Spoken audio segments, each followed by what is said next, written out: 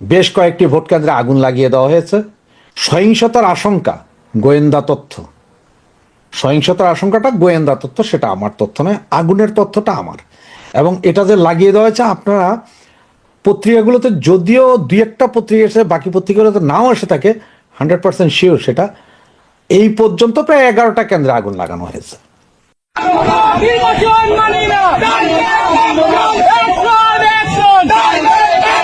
নির্বাচন মানি না, নির্বাচন মানি না, অ্যাকশন অ্যাকশন, ডাইরেক্ট অ্যাকশন, নির্বাচন মানি না, নির্বাচন মানি না, অ্যাকশন অ্যাকশন, নির্বাচন মানি না, মানি না, মানি না,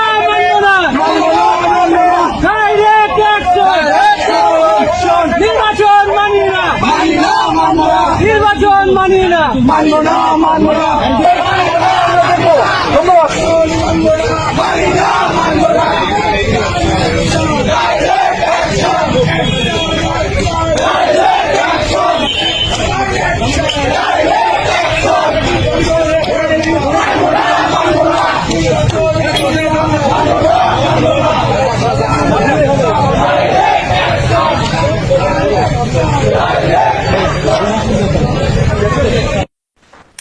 কথাগুলোতে যাওয়ার আগে আপনাদেরকে একটা কথা একটু বলে নেই। আগামীকাল রাতের 8টা থেকে রাতের 10টা, 11টা, 12টা পর্যন্ত আমাদের এই চ্যানেলের লিংক ওপেন করে দেওয়া হবে। তার মানে আপনারা ঢুকে নো ভোট নো ভোট এই ক্যাম্পেইন করতে পারবেন। মানে আমরা নো ভোটের ক্যাম্পেইন করব। আপনারা সকলে এসে 30 সেকেন্ড থেকে 1 মিনিটের যার যার পরিচয় দিয়ে ভোট বর্জনের আহ্বান জানিয়ে আপনারা আপনাদের এলাকাবাসী, দেশবাসীর উদ্দেশ্যে বলতে পারবেন। সরাসরি যখনই লাইভটা চালু হবে তখনই লিঙ্কটা কমেন্ট সেকশনে দিয়ে রাখা হবে। আপনারা ঢুকবেন, একের পর এক স্টেজে তুলবে, একটু ওয়েট করতে হবে, কারণ যদি অনেক লোক হয় একসাথে 7-8 জনকে তোলা, 8 জনের বেশি তোলা যায় না। তো একজন একজন করে বলতে একটু সময় লাগে, 1 মিনিট করে হলো 8 জন উঠলে 8 মিনিট, সুতরাং একটু ওয়েট করে করে 2-1 জন যাবে, 2-1 জন আসবে, এইভাবে। তো এ তো গেল নো ভোটের ক্যাম্পেইন। তো আসে এখন নির্বাচনটা নিয়ে। 12 তারিখে নির্বাচন করার চেষ্টা করা হচ্ছে। তো আমি প্রতিবারের মতোই একই কথা বলি, যেহেতু আমি আওয়ামী লীগের দালাল, আমি দালালি করি আওয়ামী লীগের, সুতরাং আমার বিশ্বাস 12 তারিখ 12টা পর্যন্ত, নির্বাচনের ফল ঘোষণার আগ পর্যন্ত আমি বলবো যে কোনো ভোট হবে না, এবং না হওয়ার চান্সও আছে। তো আজকে এই 11টা কেন্দ্রে আগুন লাগিয়ে দিয়েছে।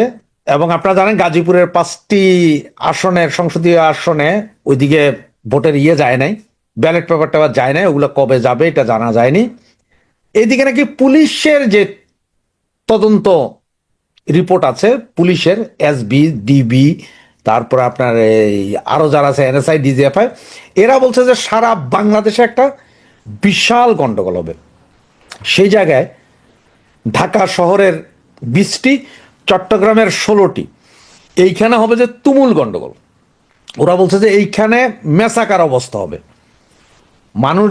মানুষ মরবে, বাঁচবে, মানে অন্যরকম একটা পরিস্থিতি হবে বলে গোয়েন্দা তথ্য।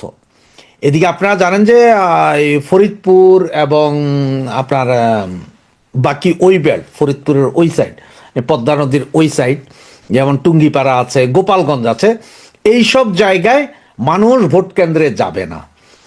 এরা ভোটার বাক্স আজকে না হোক কালকে রাতের ভিতরে ওখানে আরো কি হয় সেটা হচ্ছে দেখার বিষয়। তবে আজকে থেকে দেখবেন যে অনেক ইউটিউবার যারা আছেন তারা ভোট নিয়ে কথা বলছেন না, সবাই সেফ সাইডে চলে যাবে। কিন্তু আমি আপনাদেরকে প্রতিনিয়ত আপনাদেরকে খবর দিতে থাকবো। আর যেহেতু কালকে রাতের 8টা থেকে আমাদের লাইভ চলবে, সুতরাং বিভিন্ন অঞ্চলের ছেলে পেলে যারা আছে, আমাদের ভাই বোন যারা আছে, তারা এসে তাদের অঞ্চলের কি পরিস্থিতি বলতে পারবে। তবে হ্যাঁ, এই ভোটটা বর্জন করতে হবে। আমি দেশবাসী এবং আমার ভাই বোন আপনাদেরকে অনুরোধ জানাবো যে এই ভোট কেন্দ্রে আপনারা যাবেন না। এবং যারা মনে করছেন যে বিএনপি এবং জামাতের সাথে মোটামুটি করে তো এলাকায় থাকছি, ভাই আপনার এলাকায় থাকেন, কোনো সমস্যা নাই। কিন্তু আপনারা যারা মনে করছেন যে না যাই আমরা ভোটটা দিয়ে আসবো আর কি, আচ্ছা ঠিক আছে যাবো, ওরা যেহেতু অনুরোধ করছে, যদি আপনি মনে প্রাণে আওয়ামী লীগ করেন বা আওয়ামী লীগের সমর্থন করেন, তাদের উদ্দেশ্যে একটা কথাই বলি, ভোট কেন্দ্র পর্যন্ত যাবেন, কোনো সমস্যা হবে না। ভোটটা দিয়ে বাইরে হওয়ার পরে আপনার গিরাকাটটা ভাঙবে আওয়ামী লীগ, এই জামাত বিএনপি, এইটা মনে রাখেন। সুতরাং আপনারা, অনুরোধ করব, ঘরে তালা মারেন, বাইর দিয়া তালা মারা ঘরের ভিতরে বসে থাকেন, ভোট কেন্দ্রে যাওয়ার দরকার নেই, কোনো ভোট কেন্দ্রে যাওয়ার দরকার, চুপচাপ বসে থাকেন, ভোট কেন্দ্রে যাওয়ার দরকার নেই। কারণ হচ্ছে যে এইটা কোনো ভোট হবে না, এবং কি পরিমাণ সন্ত্রাসী কর্মকাণ্ড আগামী 2 দিন চলবে জানেন, কেউ জানে না। 360 জন শার্প শুটার যারা 5ই আগস্টের পরে জেলখানা ভেঙে বেরিয়েছিল, একজনকেও ধরতে পারেনি। এখনো প্রায় 7.5 থেকে 8,000 অস্ত্র, যেগুলো পুলিশ থানা লুটের অস্ত্র, এগুলো উদ্ধার হয়নি। 2.5 লাখের উপর গুলি উদ্ধার হয়নি। সাউন্ড গ্রেনেড, হ্যান্ড গ্রেনেড উদ্ধার হয়নি। এসএসএফ এর যে অস্ত্র লুট হয়েছিল গণভবন থেকে, সেগুলো উদ্ধার হয়নি। শুধু এগুলো সব ব্যবহৃত হবে কালকে এবং পরশু, এই 2 দিন। সুতরাং কি চলে দেখতে থাকেন, মজা নিতে থাকেন, তবে ঘরে থেকে দেখেন, টিভির স্ক্রলে দেখেন, কারণ যে অবস্থানটা হবে সেটা আপনারা কেউ কল্পনাও করতে পারবেন না যে কি হয়। তো যেটাই বলছিলাম যে 11টা ভোট কেন্দ্র এখন পর্যন্ত আগুন লাগিয়ে দেওয়া হয়েছে। আজকে রাত এবং কালকে রাতের ভিতরে আরো কত হাজার আগুন লাগবে সেটা কেউ জানে না। তবে এটা আওয়ামী লীগ করছে না, সোজা বলে এটা আওয়ামী লীগ করছে, কারণ আমরা ভোট বর্জনে আছি না ভাই। আমরা তো ভোট কেন্দ্রে যাব না, ভোট কেন্দ্রে যাব না তো কেন্দ্র জ্বালানোর আমাদের কি কাম? এটা জ্বালাইতেছে কিন্তু জামাত আর বিএনপি, আমরা জ্বালাইনি, আমরা যাই না, আমাদের ছেলেরা যায় না। কিন্তু ওই বিএনপি আর জামাত বলতেছে আর কি যে আমরাই এগুলো জ্বালাচ্ছি। ওই যে যত দোষ সব অঞ্জুগোষ কথায় আছে না একটা, সেরকমই অবস্থা আর কি।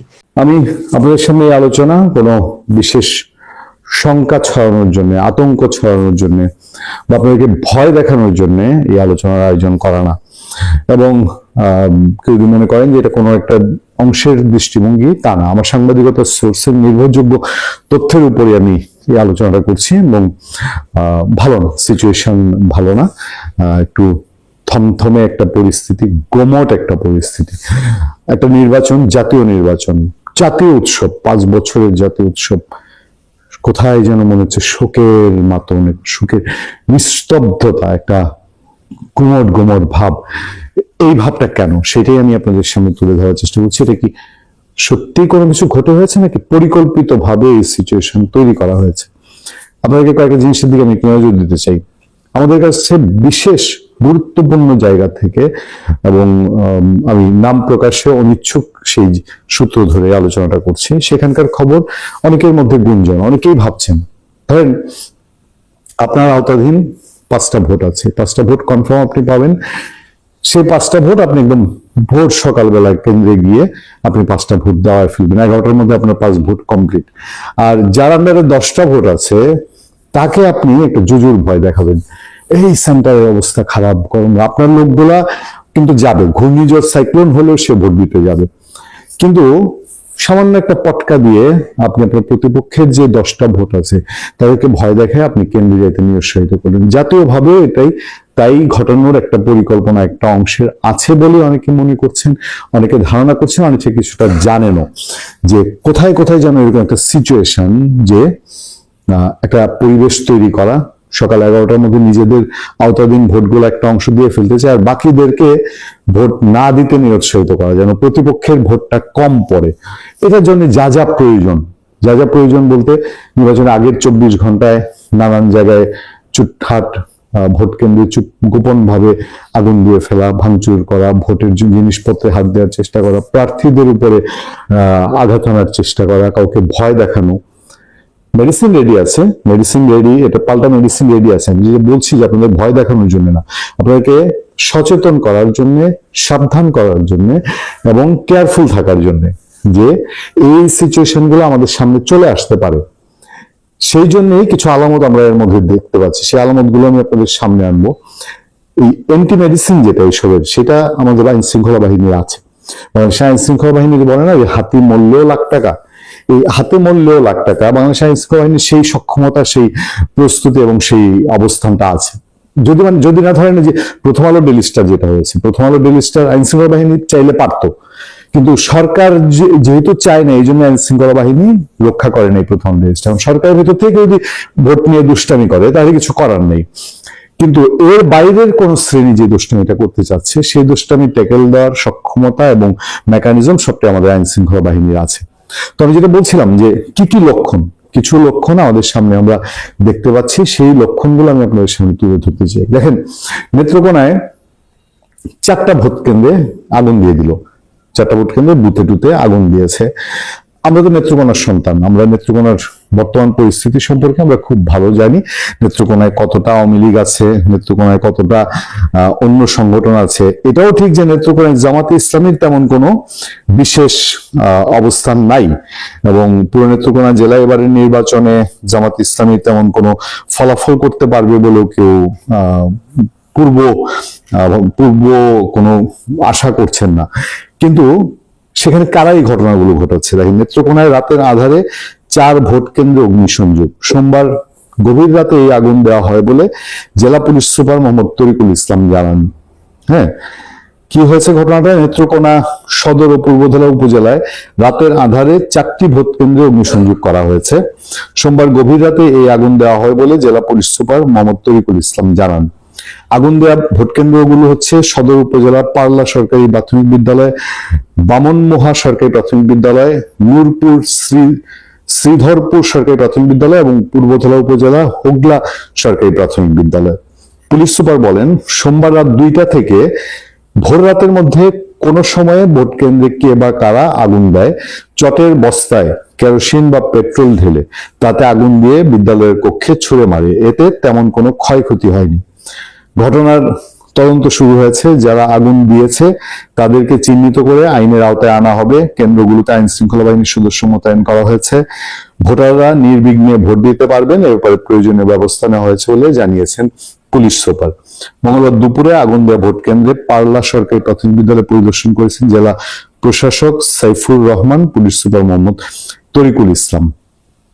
এই যে ঘটনাটা ঘটালো, নেত্রকোনা, বললাম যে আমরা নেত্রকোনার সন্তান, নেত্রকোনা আওয়ামী লীগের উপরে যে স্টিম রোলার গেছে এটা আপনার বলার অপেক্ষা রাখে না। আপনি পুরো জেলা এখন তন্ন তন্ন করে ঘুরলেও আগুন দেয়া লোক তো দূরের কথা, একটা দেয়াশলাই জ্বালানোর মতো লোকও নেত্রকোনা জেলায় আওয়ামী লীগ ছাত্রলীগের খুঁজে পাওয়া খুব মুশকিল।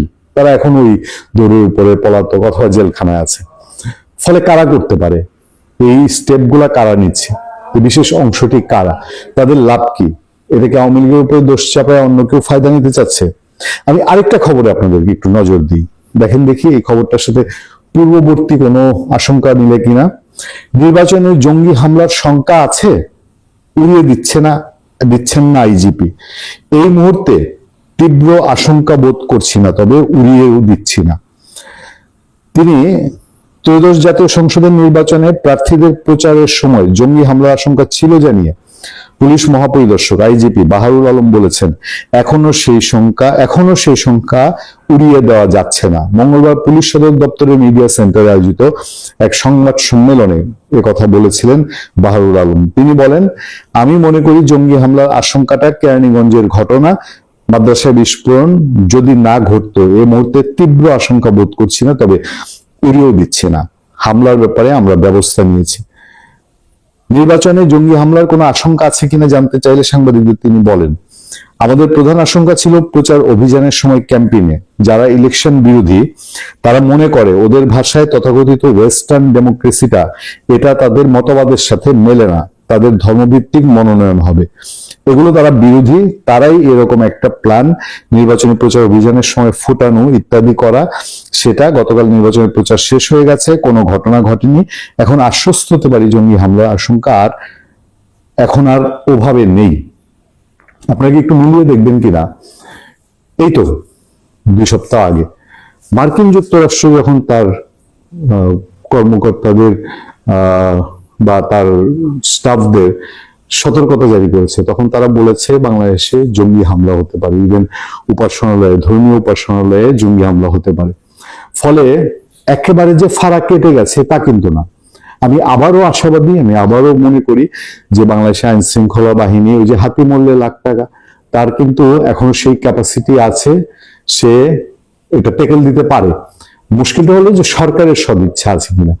ফলে এই গুমট সিচুয়েশন, এই একটা কি হয় অবস্থা, নির্বাচন এখনো 24 ঘন্টা আগে মানুষকে কেন প্রশ্ন করে নির্বাচন হবে কিনা, এই সিচুয়েশনটা কাটানোর সবচেয়ে বড় দায়িত্ব হচ্ছে সরকারের। আগেই বলেছি, সরকারের যদি দুষ্ট ইচ্ছা থাকে তাহলে আর কিছুই করার নেই। ভালো থাকবেন, সুস্থ থাকবেন। আপনার সাথে আমি আতিক রহমান।